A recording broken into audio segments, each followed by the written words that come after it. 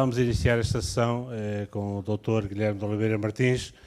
Como tendes no guião e está projetado, vai abordar esta temática da fraternidade na política, na economia e no modelo social.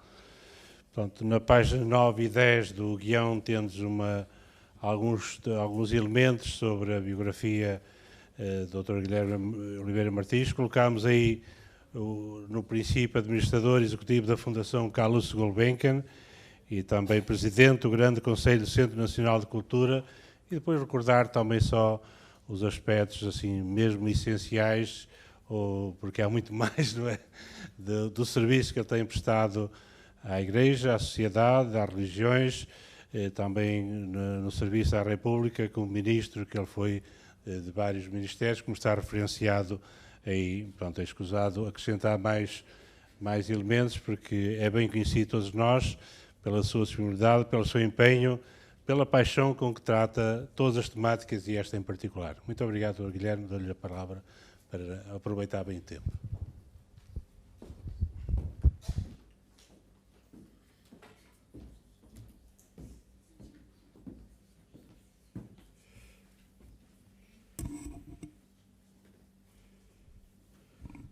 Muito boas tardes a todos. Antes de mais, agradecer naturalmente as palavras tão amáveis e tão simpáticas, agradecer ao meu querido amigo Padre Adelino Ascenso ter insistido especialmente para que eu pudesse aqui vir, e faço de facto com todo o gosto.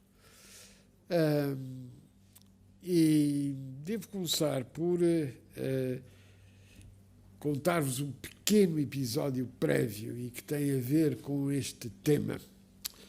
E o pequeno episódio tem a ver com o facto de, quando foram as iniciativas da nova evangelização, na sessão que teve lugar em Paris, na Notre-Dame, o tema que me calhou foi um pouco este. Na altura, o Sr. Dom José Policarpo tinha-me pedido para eu tratar especialmente deste tema, e filo com todo o gosto.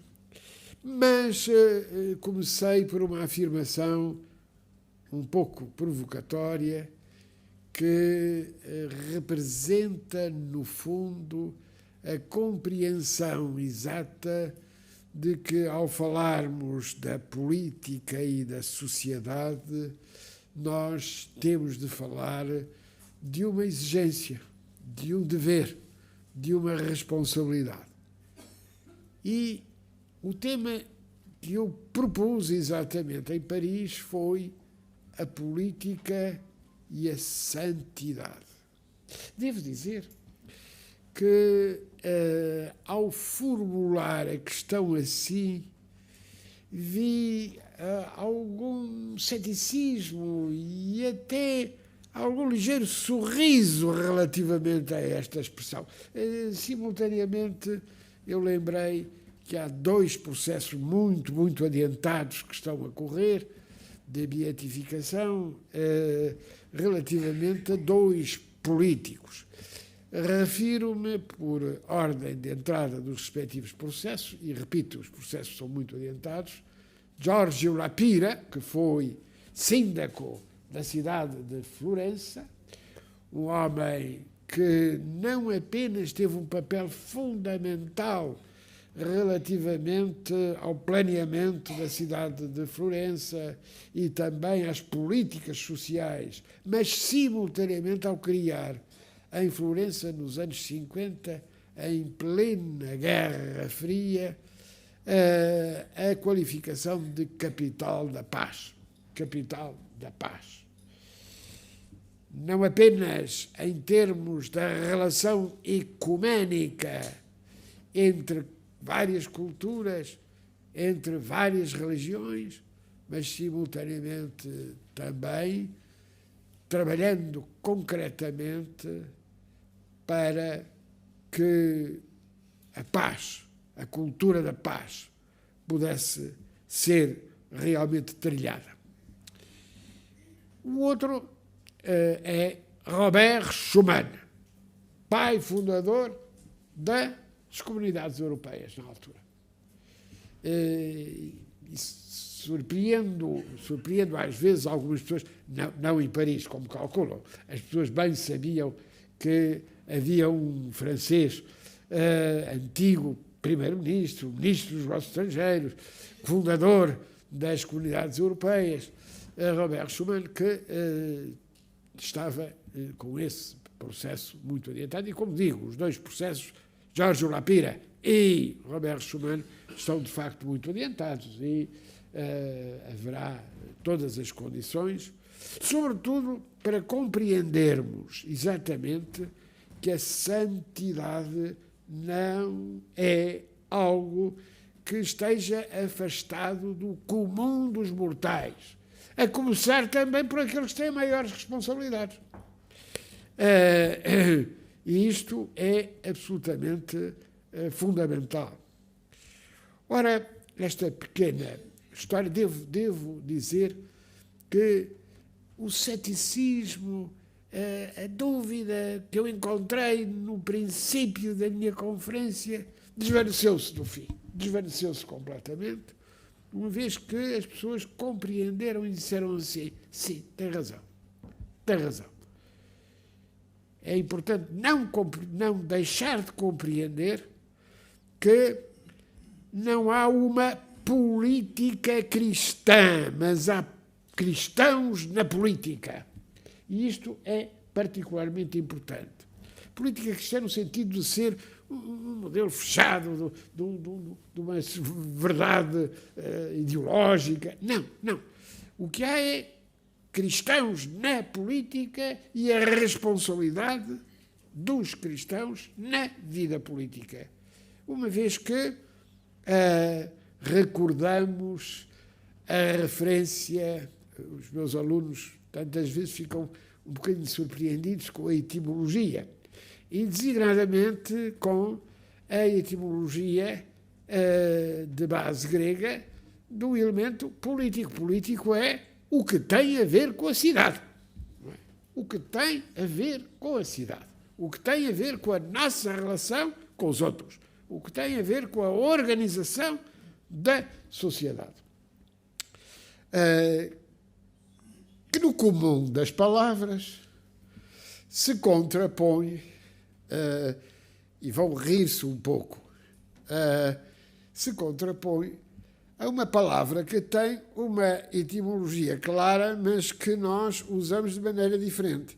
A palavra é idiota. Idiota. Vem do grego, naturalmente, e quer dizer aquele que vive sobre si mesmo, sozinho, não pensa nos outros, não é? Ao contrário daquele que pensa na polis, que pensa na cidade, não é? E porque a evolução semântica da palavra idiota foi muito grande. Hoje o idiota tem uma expressão muito mais pejorativa do que aquela que é a etimologia. A etimologia é aquele que vive só sobre si mesmo. E isso, naturalmente, que é a não compreensão de que o outro é a outra metade de nós, para usarmos uma expressão bem conhecida, e uma expressão que foi usada por Matteo Ricci. Matteo Ricci justamente formulou na longínqua China justamente a necessidade de compreendermos que o outro é a outra metade de nós, onde quer que ele se encontre. Vêem, portanto, que no final dessa minha charla em Paris, as pessoas diziam: é verdade, isso é uma grande responsabilidade. E é uma responsabilidade, sobretudo, garantir que a nossa inserção na sociedade significa, afinal, que a fraternidade plena é a fraternidade que reconheça que, perante os outros, perante a organização da cidade e da sociedade, nós temos algo a dizer, e algo de muito importante a dizer. Ou seja, os cristãos na política significa, afinal, a introdução do tema da fraternidade, da relação com os outros, da compreensão de que só com os outros, só através dos outros, só pela não indiferença é que poderemos justamente realizar esta ideia de sermos irmãos. Primeira palavra, fraternidade, é exatamente como podemos ser irmãos. Não é fácil. Nada fácil. Ora, mas esta ideia de fraternidade na política, a compreensão da nossa responsabilidade, da nossa inserção na sociedade, é também responsabilidade perante a economia. Oikos nomos, voltamos ao grego, felizmente temos aqui boas manancial de palavras gregas. Oikos nomos quer dizer a regra da casa. Mas temos que lhe acrescentar qualquer coisa para não ser apenas a economia doméstica, que é fundamental. Se nós não compreendermos a economia doméstica, não compreendemos nada. Mas a ciência económica acrescentou qualquer coisa. Economia política. E aqui o político tem a ver com a sociedade do seu todo, com a polis. Ora, política, economia e economia humana, política no sentido de economia humana, e a ideia de organização da sociedade. Aquilo que aqui está, modelo social. Ora, a fraternidade real, a fraternidade de que falamos aqui, é a fraternidade que nos permita organizar melhor a sociedade. A sociedade que construímos não é a sociedade perfeita. É uma sociedade perfectível. E essa é uma responsabilidade que nos é atribuída. Não renunciar em cada dia que vivemos a poder sermos melhor do que ontem e amanhã melhores do que hoje. Essa é a grande responsabilidade. Essa a compreensão de que quem está ao nosso lado não nos é indiferente. E a palavra responsabilidade significa ter resposta. Ter resposta. É isto, essencialmente. Recusar a indiferença. Recusar esse ponto de que quem está ao nosso lado não nos diz respeito. Cada um trate de si.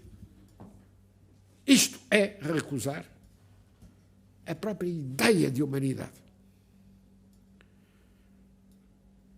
Falámos dos gregos, podemos falar dos romanos, que não usavam aquela palavra que hoje nós, na sociedade contemporânea, usamos, mais ou menos desde o século XVI, que é a importância da cultura. Cultura do espírito, naturalmente.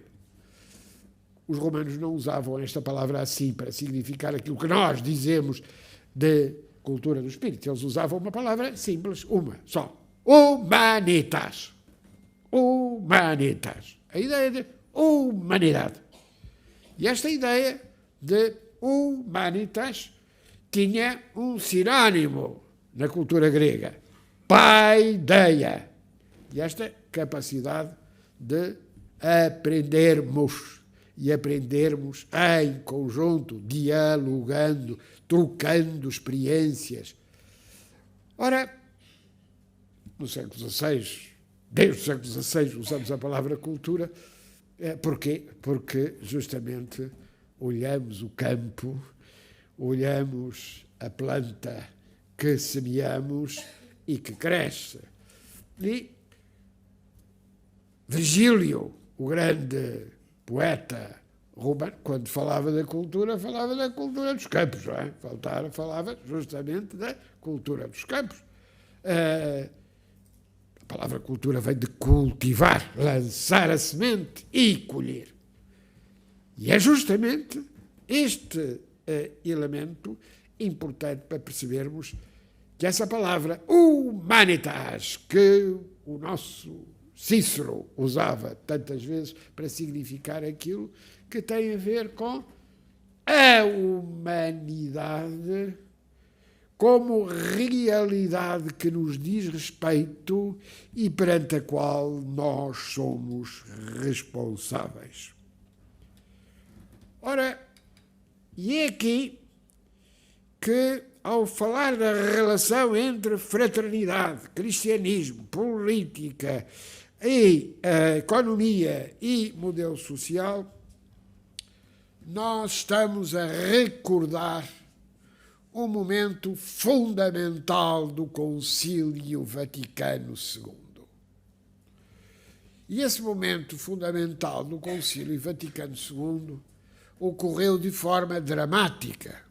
Nós hoje temos a imagem positiva de uma iniciativa extraordinária que teve um trabalho fantástico e resultados fantásticos, mas nem tudo correu bem no início. Designadamente, isso foi motivo de uma grande angústia do Papa, São João XXIII, que teve essa extraordinária capacidade de compreender que era preciso mudar as coisas, compreendendo os sinais dos tempos.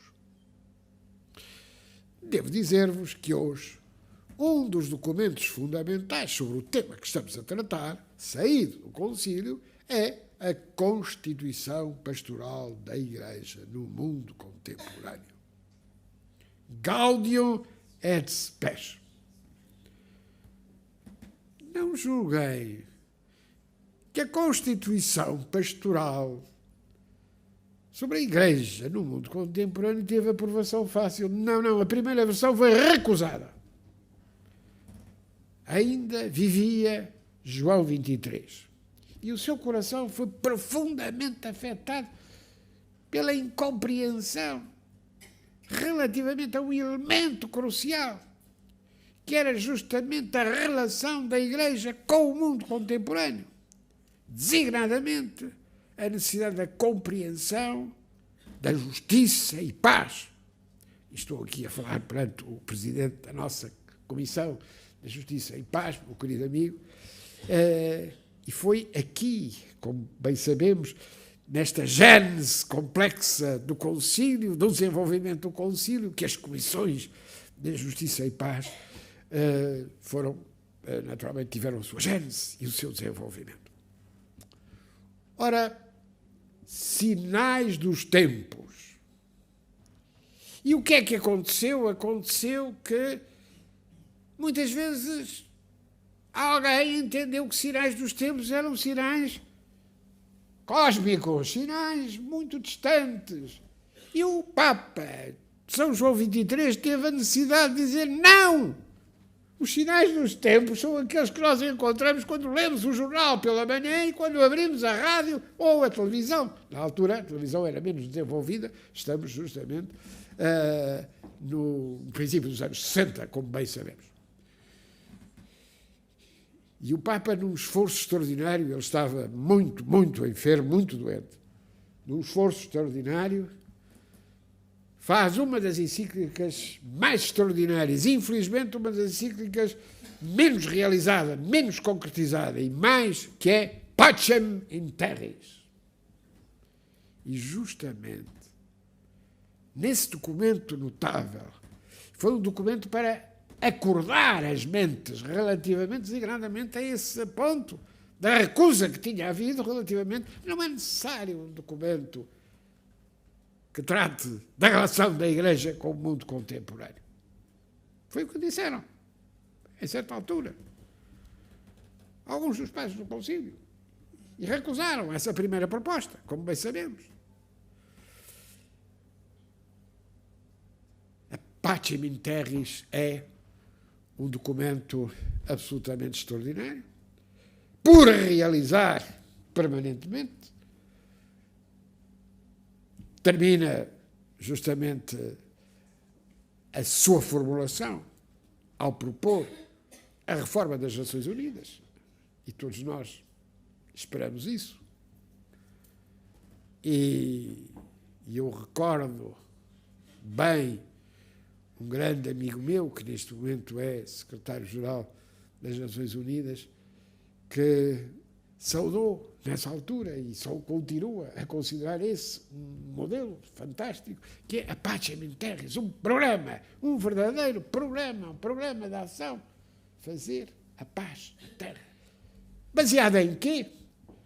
Antes de mais, na compreensão dos sinais dos tempos. E esta compreensão dos sinais dos tempos é justamente a capacidade de compreendermos como, a partir daquilo que vemos, assumir as responsabilidades para que os sinais dos tempos possam ser fatores de respeito mútuo, fatores de salvaguarda da dignidade humana e dos direitos e deveres fundamentais. Voltemos à Pacem in Terris e eu peço-vos que o recordem, voltem à Pacem in Terris, leiam, releiam a Pacem in Terris e vejam esta relação direito-dever, dever-direito. Tantas vezes se pergunta, e a Pacem in Terris responde, o que está primeiro, o direito ou o dever?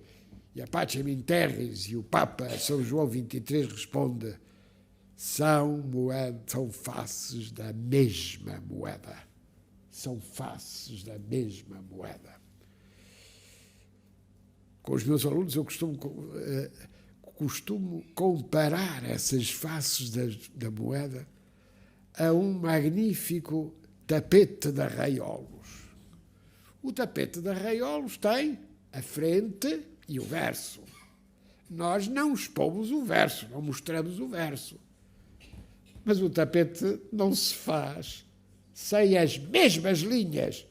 As linhas que estão no verso são as linhas que permitem, no reverso, na frente, a beleza do próprio tapete, do próprio tecido. Assim os direitos e os deveres, não é? Os direitos e deveres são a mesma linha. São a mesma linha. E é o correspondente à responsabilidade, a ter resposta, mas simultaneamente garantir o respeito dos direitos e liberdades fundamentais a partir da iminente dignidade da pessoa humana. Falei-vos há pouco de Giorgio Lapira. Falei-vos, naturalmente, dos extraordinários programas que levou a cabo na sua Florença, não Florença natal, porque ele não era natural de Florença, mas Giorgio Lapira põe no centro da política, da economia, da sociedade, a pessoa humana. A pessoa humana. E aquilo que designa como a eminente dignidade da pessoa humana como fator de universalidade dos direitos fundamentais. Onde quer que haja uma pessoa, homem ou mulher, há lugar a compreendermos essa chama extraordinária que é a chama da vida, a chama do compromisso, a chama do empenhamento, a chama que corresponde, afinal, àquilo que encontramos em cada passo da leitura que fazemos dos Evangelhos ou dos Atos dos Apóstolos, dos documentos fundamentais que nos permitem, afinal, entender que essa pessoa humana, a palavra vem da Grécia, mais uma vez, prosopon. Prosopon é a máscara grega, a máscara do teatro. A máscara que nos permite a distinção da personagem. Saber quem somos, onde estamos, não somos indiferentes. E os latinos traduziram a palavra prosopon diretamente. Persona. E esta eminente dignidade da pessoa humana é a base da fraternidade que falamos. Todos os homens ou mulheres. Devo dizer que a palavra humanitas, a palavra homem, é a palavra comum a todos nós. É o que vem da terra. É o que vem do humus. Humanitas é exatamente aquilo que provém do humus. É essa imagem de construir a argila aquilo que é, afinal, a base da humanidade. Ora, a encíclica Pacem in Terris, a preocupação fundamental do Papa João XXIII foi justamente dar nota de que não podemos deixar de pôr no princípio, na primeira linha das nossas preocupações, a pessoa humana. Falei-vos várias vezes da cidadania. A cidadania antiga era uma cidadania exclusiva. E Jesus Cristo vai nos dizer exatamente que não pode haver uma cidadania exclusiva. A exclusiva é que exclui, que tira alguns desta dignidade que deve ser de todos. E daí a contraposição entre a cidadania antiga, pré-cristã, que é a cidadania exclusiva. A mulher não era cidadã da cidade grega. Os jovens não eram cidadãos na cidade grega, etc, etc. Conhecemos bem a situação. E a cidadania atual, a cidadania moderna, que é a cidadania inclusiva. Todos. A dignidade humana é universal, a eminente dignidade da pessoa humana é universal porque é referida a todos. E por isso, na sequência natural, falamos da igualdade de todos perante a lei, no Estado de Direito. Mas dizemos mais. Dizemos que, mais do que a igualdade perante a lei, temos que compreender que a igualdade perante a lei é uma compreensão e uma assunção plena da própria igualdade que nos leva a que, na formulação da Declaração Universal dos Direitos Humanos, todos os seres humanos nascem livres e iguais em dignidade, a dignidade da pessoa humana, e direitos e deveres. Vejam, estamos relacionando aqui aquela preocupação que angustiava o Papa no leito de morte e que o levou a legar-nos uma das mais extraordinárias cartas, que é a encíclica Pacem in Terris. E se falo da cidadania inclusiva, se falo da liberdade igual e da igualdade livre, falo também da diferença. Das diferenças. Não há paz sem aceitação das diferenças, sem compreensão das diferenças. E depois falamos naturalmente da necessidade de organizarmos melhor a sociedade em que vivemos. através de um Estado de Direito moderno, mas esse Estado de Direito moderno está-se sempre a construir, está-se sempre a criar. E esta ideia de construção permanente, esta ideia de aperfeiçoamento permanente, de hoje sermos melhores do que ontem, de amanhã podermos ser melhores do que hoje, corresponde, afinal, àquilo que o Papa Francisco nos diz relativamente à Igreja.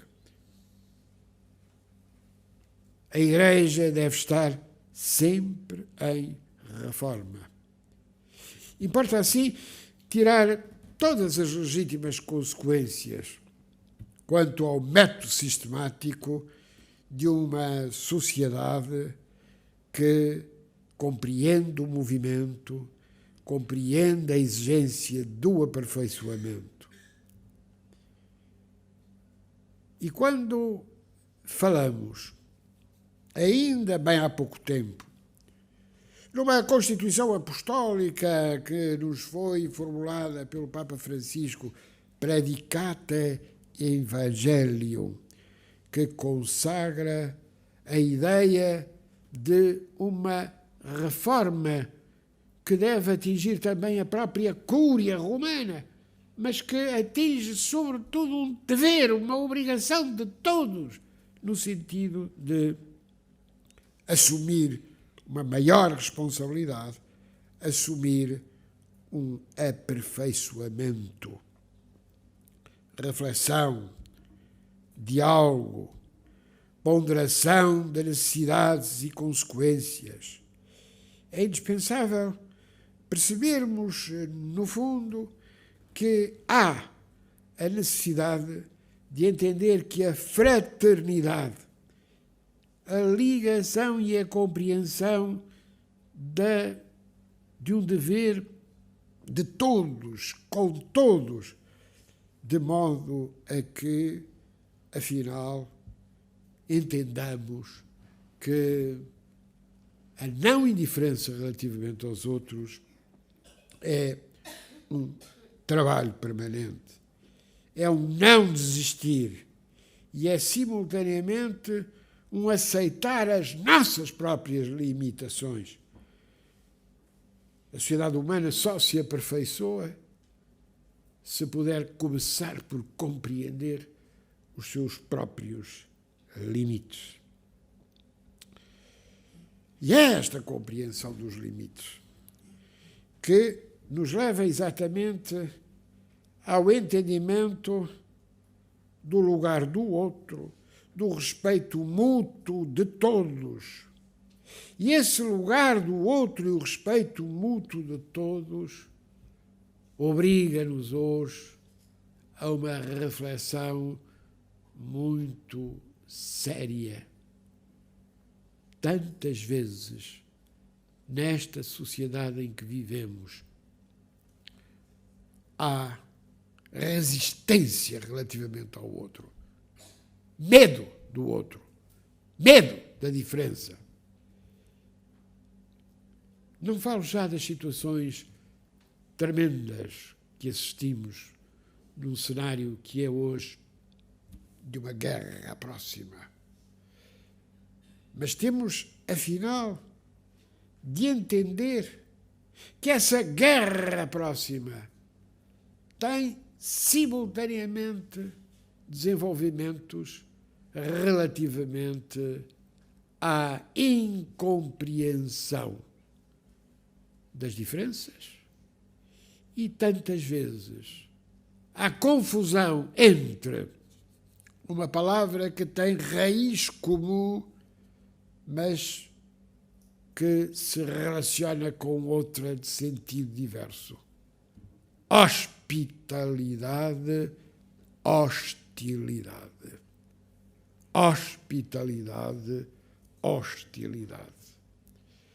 De que é que estamos a falar? Da relação com os outros.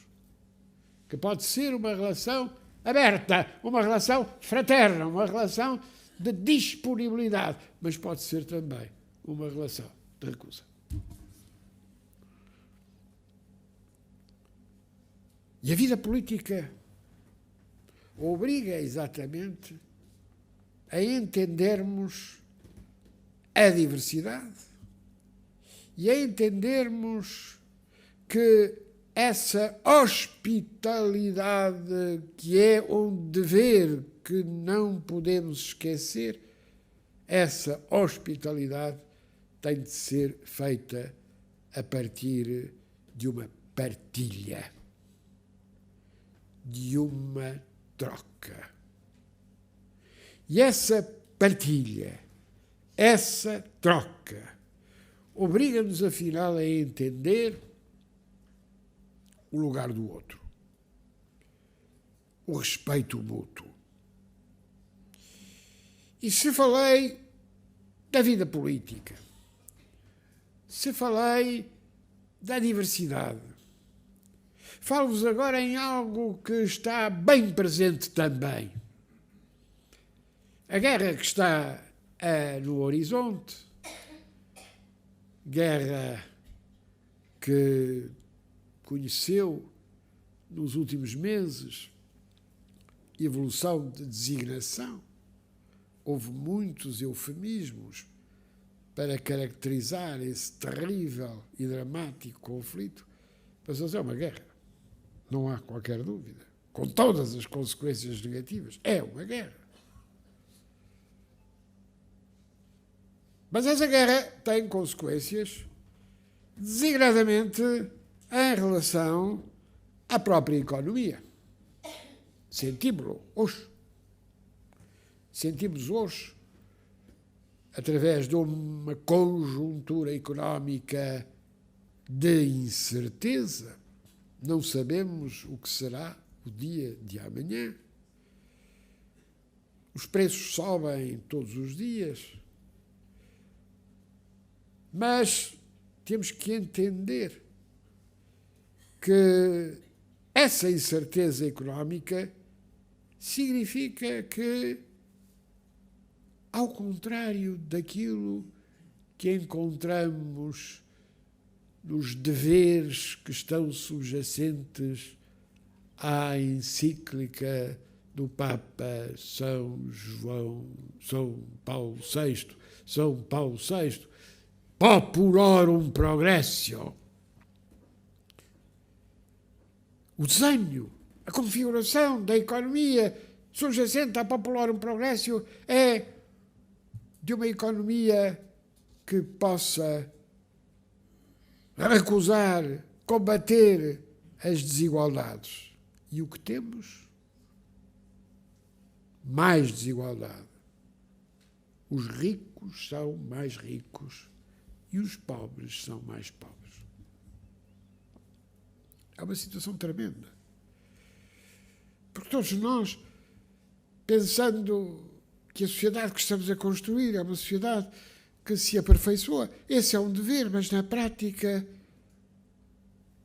trabalhamos pouco. Temos muito para trabalhar ainda. Não podemos, de modo algum, satisfazer-nos com esta situação em que os ricos são mais ricos e os pobres são mais pobres. E não podemos satisfazer-nos com a situação de haver paraísos fiscais. Oh, ironia das ironias. Paraísos fiscais. São lugares de injustiça máxima, onde quem ganha pretende que o seu dinheiro fique fora da partilha, fique fora dos impostos. E quando digo aqui impostos, digo naturalmente os tributos que devem ser justos. Não estou a dizer que os sistemas sejam justos, têm que ser mais justos. E os paraísos fiscais significam, afinal, a aceitação de que há uma parte da riqueza que criamos que não é partilhada, que apenas serve para alimentar o entendimento daquilo que é a riqueza de alguns. Ora, nas sociedades em que vivemos. Perguntamos-nos também, e é corrupção? Porquê é que há corrupção? É a razão da imperfeição, nós já o sabemos. Mas a corrupção não é dos outros. A corrupção não é uma coisa dos outros. Temos sempre a tentação de julgar, isso são os outros, são outros. Não. A corrupção tem a ver, afinal, com o género humano. Nenhum de nós é invulnerável. E há daqueles que julgam que são invulneráveis, que estão fora. Não. Sabem porquê? Porque a corrupção começa num pequeno favor. Que a sociedade aceita. Não é que esse favor seja legítimo. Aceita. É passar por cima da justiça, por exemplo, não é? Dizer assim, fazer um favorzinho. Muito bem, fui simpático, mas simultaneamente afetei um valor que foi o de que todos são iguais perante a lei, o de que todos têm direito a um mesmo respeito e a salvaguarda desse respeito. E é isto que distingue, na formulação que há pouco vos referi, cristãos na política e suposta política cristã. Suposta política cristã significaria, afinal, e volto a Giorgio Lapira, que tanto desenvolveu este tema e disse assim, em determinado momento, para lançar o seu extraordinário plano para as habitações sociais de Florença. Havia uma grande pobreza, a guerra tinha acabado, a Itália estava destruída, a guerra. E Giorgio Lapira formulou de uma forma extraordinariamente feliz a sua política, dizendo: é indispensável compreendermos, Deus tem direito à sua casa, mas cada pessoa humana tem direito pleno a poder viver na sua casa. Vi, por exemplo, a propósito desta guerra terrível que presenciamos, o grande problema dos nossos irmãos ucranianos é o da sua casa ter sido atacada. A sua casa. Eu conheço bem a Ucrânia, visitei várias vezes. Hoje, a Ucrânia é mais unida do que nunca. Eu encontrava na Ucrânia as pessoas mais próximas, e em razão da própria história, mais próximas da cultura russa, e aqueles mais próximos da cultura europeia. Como sabem, a Ucrânia é uma construção, justamente, de uma parte que é a origem mesma da civilização russa, e a outra parte fez parte da Polónia, da Lituânia, do Império Austro-Húngaro. Mas o que é que aconteceu? Aconteceu que todos aqueles que estavam naquele território, falamos de 50 milhões de habitantes. As pessoas às vezes julgam que a Ucrânia é um país pequenino. Não é um país pequenino, é um país que soma a Alemanha, a França, e tem 50 milhões de habitantes, etc. E por isso, eu, como digo, fiz várias missões na Ucrânia e encontrava nuances, diferenças. Mas hoje só vejo uma preocupação, é a preocupação de respeitar, afinal, a casa de cada um. E quando eu me refiro ao Giorgio Lapira e à política em que ele dizia: Deus tem direito à sua igreja, mas as pessoas têm direito à sua casa, o direito à sua casa. Ele fazia, afinal, esta exigência mínima de compreensão daquilo que Giorgio Lapira ensinava na primeira lição. Ele, brilhante professor de Direito, nas primeiras lições, Giorgio Lapira ensinava isto: o que tem mais valor é o que não tem preço. E já repararam que a sociedade em que vivemos, tudo tem um preço. Tudo tem um preço. Ora bem, e ele dizia, e bem, o que tem mais valor é o que não tem preço. A vida não tem preço. A honra não tem preço. A dignidade não tem preço. E se repararmos bem, muitas vezes há sempre a tentação, e aqui está a origem do fenómeno da corrupção. O fenómeno da corrupção é atribuir um preço a todas as coisas, não é? Eu vendo-me, eu compro-me, eu compro, eu vendo. O que tem mais valor é o que não tem preço. E isto permite compreender a fraternidade. Sermos irmãos, genuinamente irmãos, significa compreender que o que tem mais valor é exatamente o que não tem preço. A amizade não se compra e não se vende. A fraternidade não se vende e não se compra. E isto é difícil numa sociedade de consumo. Uma sociedade que quer consumir mais. É ilegítimo consumir? Não, não é ilegítimo. É ilegítimo confundir os fins e os meios. Vejam o que se passa hoje relativamente à destruição do meio ambiente. Vejam o que se passa hoje relativamente ao aquecimento global. Vejam o que se passa hoje relativamente a temas que têm a ver com a nossa sobrevivência. E a nossa sobrevivência tem que compreender as gerações futuras. Que mundo vamos legar aos nossos filhos e aos nossos netos, que também são nossos irmãos? É chocante, mas já vi tantas vezes afirmações como esta. Se há um problema ou uma dificuldade que se vai repercutir nas gerações futuras, eles que tratem disso. Eles que tratem disso.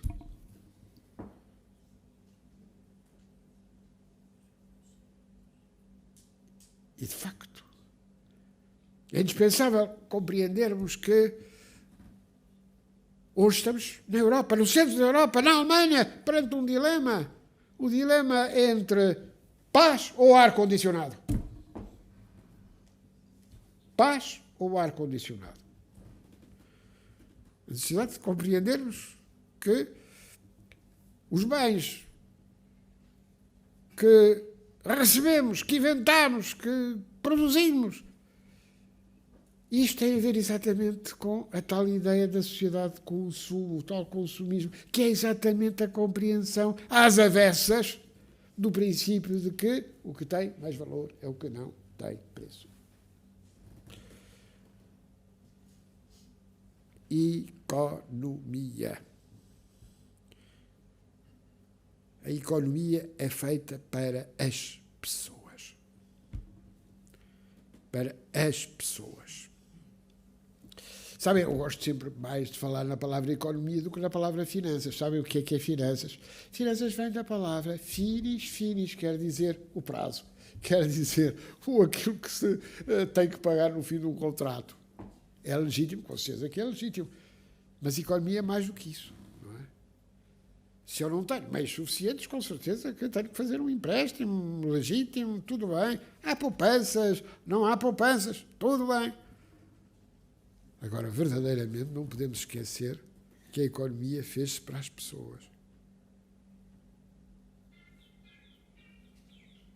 E sendo feita a economia para as pessoas, nós temos, afinal, que entender que não é algo estranho a compreensão exata daquilo que Francisco de Assis um dia disse, e o nosso Papa Francisco recordou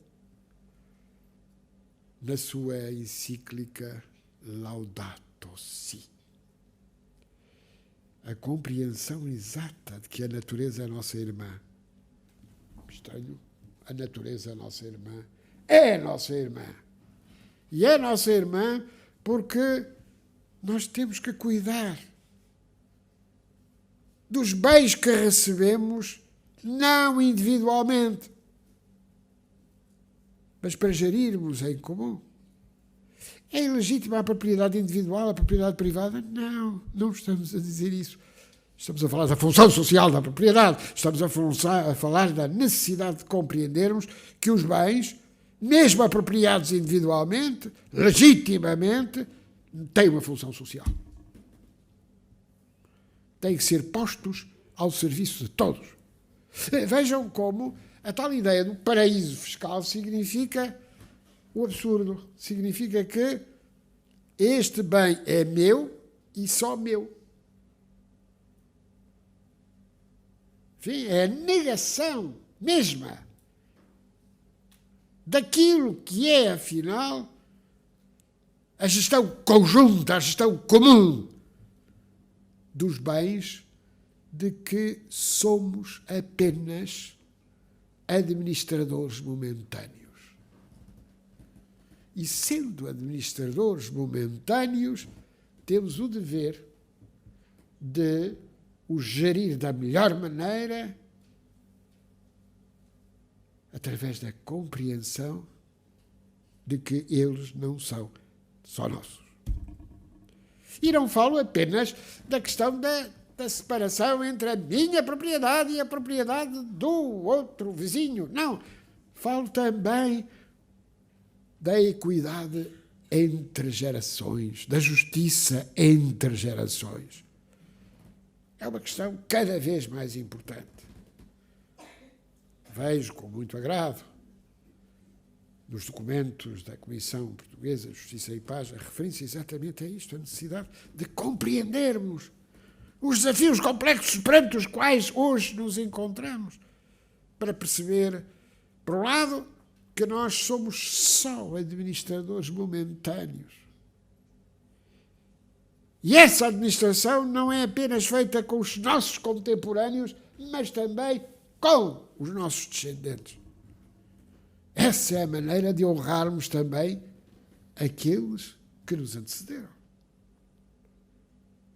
Santo Agostinho dizia que só temos o presente para viver. Referia ele apenas a tal misteriosa questão, como se recordam, Santo Agostinho dizia: quando não me perguntam o que é o tempo, eu sei o que é o tempo. Mas quando me pedem para definir o tempo, eu já não sei o que é esse tempo. E Santo Agostinho dizia: o mais fugaz dos tempos que vivemos é o presente. O mais longo, para nós, agora, é o presente passado. Tudo aquilo que nos antecedeu. Ainda hoje, antes de entrarmos nesta sala, era de presente passado, é hoje já presente passado. O presente é tão fugaz. Quando eu comecei estas palavras despretensiosas, já é presente passado. E perguntavam a Agostinho de Hipona: então, o que é o presente futuro? E Santo Agostinho, como bem se recordam este texto, se leram esse texto, e se não leram, lembram agora, ele dizia de uma forma muito bonita: o tempo futuro é a espera. É a espera. A espera. Dessa qualidade nós tiramos a esperança. Mas a espera é justamente esse momento. É o momento em que nós nos preparamos para o futuro. Entendemos o futuro. E percebemos que não podemos ser idiotas, no sentido etimológico, no sentido egoísta, no sentido indiferente relativamente aos outros, no sentido não fraterno. Esse idiota da etimologia é o não fraterno. É o que não é capaz de compreender que o outro é a outra metade de nós. É aquele que é incapaz de compreender que o outro é aquele de que nós precisamos. E a fraternidade hoje é, pois, essa capacidade. Quando lemos Laudato Si, quando lemos Fratelli Tutti, percebemos, afinal, que a fraternidade nos obriga à ideia de sobriedade. Sobriedade. E a ideia de sobriedade é adequarmos os meios de que dispomos à satisfação das necessidades nossas, dos outros, da nossa família. A compreensão exata de que temos de conhecer que os bens que gerimos transitoriamente, esses bens, obrigam a essa ideia de sobriedade, que é o contrário da tentação que podemos ter de não ouvir Francisco de Assis, quando ele nos diz que a natureza é nossa irmã, que o sol é nosso irmão, que a morte é nossa irmã.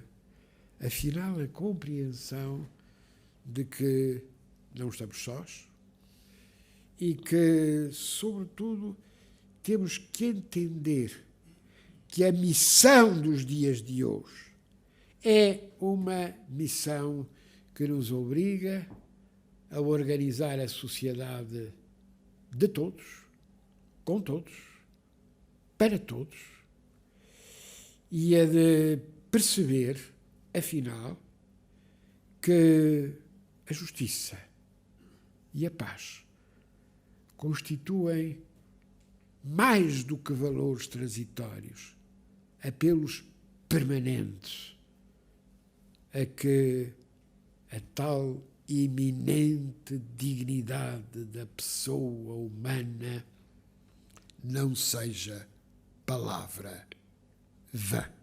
Muito obrigado.